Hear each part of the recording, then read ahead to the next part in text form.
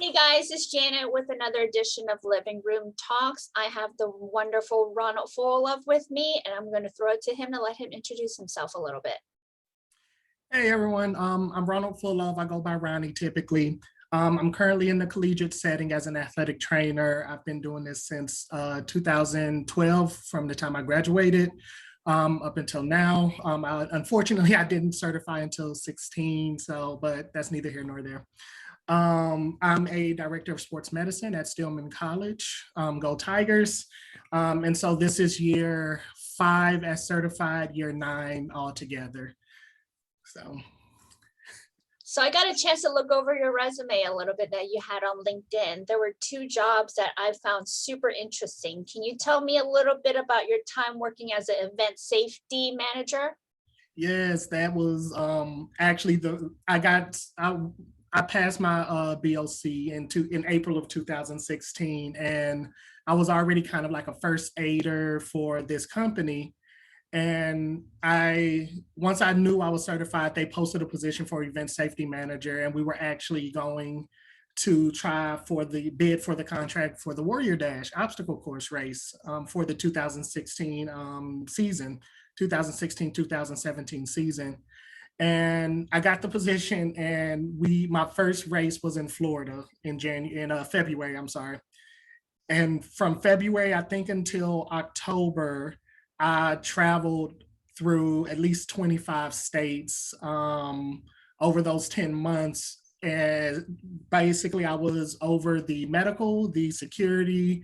I was over the entire department, where I was responsible for negotiating and bringing in new contracts and vendors for the event safety department. And so it was, if I had to describe it, it was the equivalent of a head athletic trainer mixed with like an EMS supervisor. So I was working with EMTs, paramedics, other athletic trainers, local EMS precincts.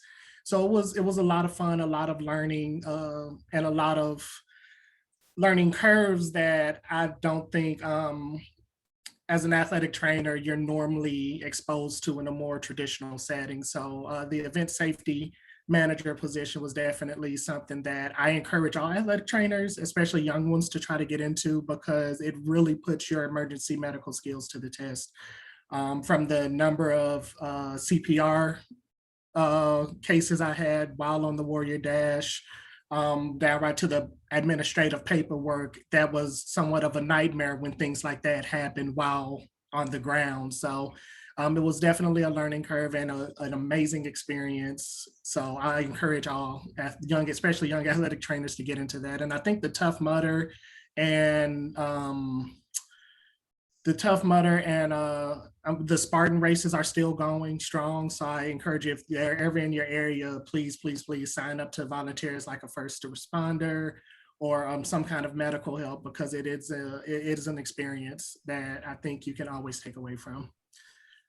So the skills that you got there, how did it help you in your current position as director of sports medicine? Like you said, there's a lot of similarities and it's a steep learning curve. What did you bring to your current position? Oh, writing EAPs is a breeze now.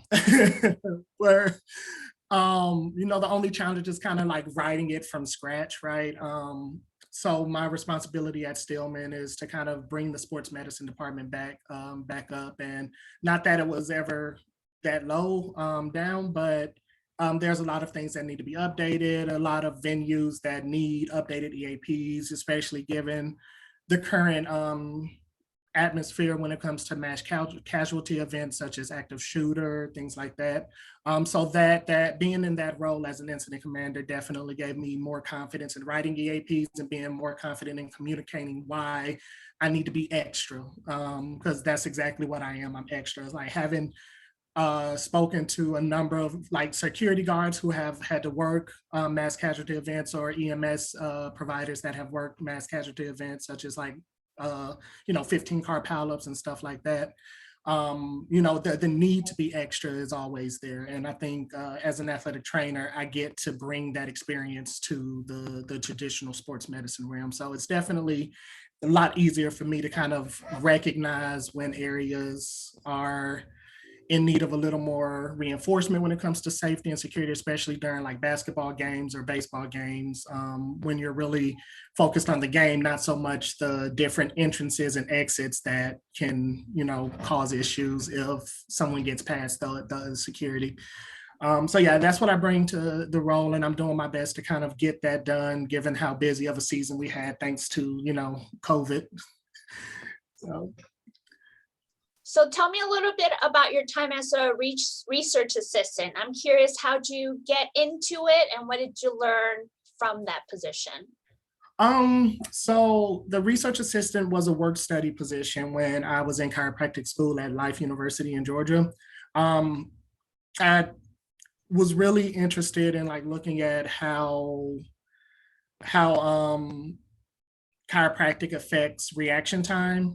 So how does a cervical adjustment or thoracic or lumbar adjustment affect reaction time? And so the research assistant role came available. And previously I was a supplemental instruction leader. So I was a tutor for biochemistry, the gross anatomies. And there was one more class that I was over and I can't remember. But so the research assistant role became available, and I took it, and I helped the professors that were researchers in that department kind of develop their reviews of literature. So I helped if they needed me to pull a number of articles that day while I was there, I would help them do that. The director of the research department actually sat all of the work study students down and kind of taught us how to like develop the sample size that you would need for a particular study. And it was such an amazing experience yet again, because it was an avenue that, I don't know that many athletic trainers take unless they go all the way up to the PhD level. But as a practitioner, understanding the statistics behind certain papers really helps inform my practice right now, because thanks to that position, I can better understand the statistics behind, let's say, an orthopedic test needed to, kind of delineate between, a slap tear or just glenohumeral instability. So I really enjoyed that role because I got not only experience in research, but an ability to understand the literature that will only help our field kind of grow. In your current setting and in your current position, was it a goal of yours or an aspiration of yours to work in the collegiate setting and to be a director? Yeah, so that is interesting because when I was at Alabama State as a student athletic trainer, working for an HBCU and being the head and seeing like how much influence you could have in those kids' lives at that level, kind of developed that dream later on. And at that point, I really just wanted to graduate and get to work. I didn't care how high I went, but I started developing those goals a little bit later. And so, yeah, I can definitely say this was a dream, this was a goal, and I am happy to have achieved it so early in my career, and being able to kind of put my mark on it. So even if I don't end up staying at Stillman long term, I developed the policies and procedures or redeveloped the policies and procedures, wrote the EAPs, and made sure that whoever takes over after me can effectively do their job without kind of having to start from the bottom up and go and complete everything. Also, it's in an underserved community. And that has always been a big deal of mine. I always wanted to give back to the communities that poured into me. And so I've been at 3 HBCUs, Alabama State, Miles, and now Stillman, where I'm now the director. And I kind of was influenced by my mentor at Alabama State. And then when I worked at Miles, I learned a lot from her as well, especially when kind of facing student athletes that don't necessarily have primary health insurance, and kind of traversing that wonderful world of our athletic insurance and making sure that they can get the procedures they need done, paid for, with minimal balances left over for them to be responsible for. So all of what I'm doing has definitely been a dream, and I'm so happy to be living it right now. So working at a HBCU and being an athletic trainer, what are some misconceptions or myths that people have about the HBCU setting? I haven't been in this leadership role enough to kind of observe that in totality, but I think the ongoing myth is that the education at HBCUs are inferior. I hear that a lot. I see actually that on Facebook on these random posts that I see. And I think that's just a myth. We have the HBCU I work at currently, Stillman being one of the oldest in the state of Alabama, was a powerhouse education institute for African Americans for a very long time. And though they may, time goes on and time kind of changes things, and it may not be what it once was, but it definitely still is a quality education. The athletes that come there, I think people still believe that the athletes that come to HBCUs are inferior athletes or athletes that couldn't make it into, like your SEC Pac-10 schools and things like that. And that's just not true. I see a lot of skill in these kids that are comparable, if not better, than some of the skills that you see at the larger schools. And it may be a circumstantial thing where they ended up here, or they may just have wanted to go to an HBCU over a PWI. And so I think we need to kind of stop believing those myths, kind of like let them die, because it's just none of them they're just simply not true. There's been plenty of athletes that I have seen go to the NFL, NBA, Major League Baseball from HBCUs. It may not be a large number, but enough of them have been drafted into those major leagues to know that the quality of athlete that come to HBCUs are just as good, if not better, than those that go to PWIs. And I think it's just, we need to respect and accept that it is just a personal choice by these athletes to attend. So kind of changing gears a little bit. What did you do during your quarantine? Anything fun, anything interesting? Actually, I did. I did a lot. I hung out with my now fiance. We got to catch up because the life of an athletic trainer is nonstop, especially during season. So we got to hang out. I was furloughed. So I was furloughed March, I think 19th of 2020. So I had nothing but time up until the time they said, hey, y'all can come back and, here's athletics. And it, kind of got busier from there. But we did little, because everything was basically closed, we just kind of did ride arounds Montgomery and sometimes Prattville just to have good conversation. We did a lot of cooking, a lot of eating.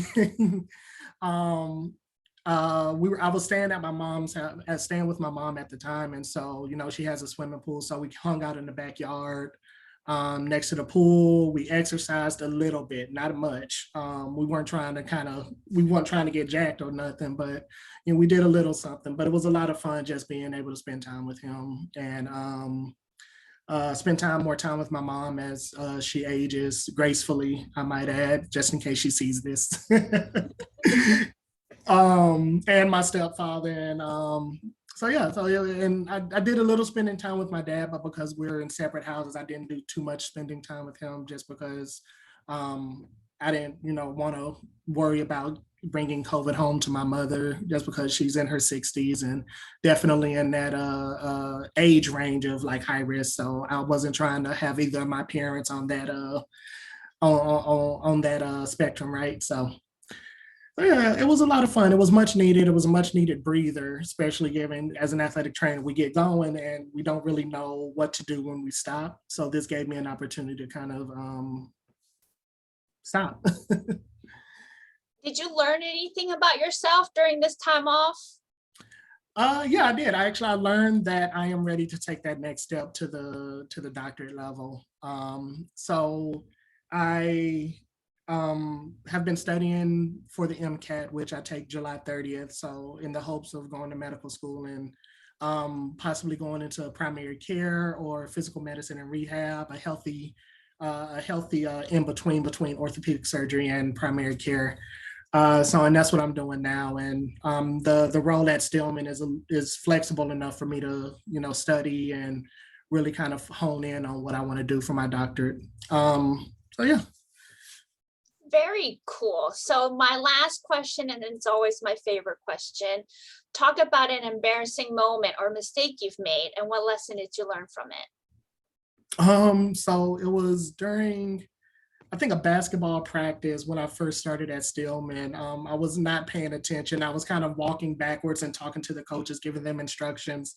And I kind of fell backwards in a weird way and like almost kind of ate it. But there was a chair there. So like I just kind of like slid gracefully down the chair into the seat, and made it try to look like I didn't just almost break my behind on the floor of the gym. So that was a pretty embarrassing moment in my first, I think it was like my first month or two of my position. It's like, yeah, bust your behind in front of the coaches. That's fine. It's fine. In front of 18-year-olds too. So they're just probably Right. And they remind me that I think most of them didn't know how old I was when I first started. But it was like, no, I'm even the oldest of you. I'm still a good 10 years older than. But it's like they tower over me because like, basketball players for some reason just grow exponentially. So, have this 6'6", 18-year-old, looking down and I'm having to tape their ankles or like get them off the court. It's like, I can't do anything for you without hurting my back. So though that was the most embarrassing moment I've had in my current role thus far. I'm sure there are plenty to come. And I'm sure there's a lot that we have all repressed in our memories that we don't want to bring out. Yeah, like there's something locked and stored away, and it'll come out at that right time where I'm taping an ankle and I just freeze and oh, that did happen. That did happen.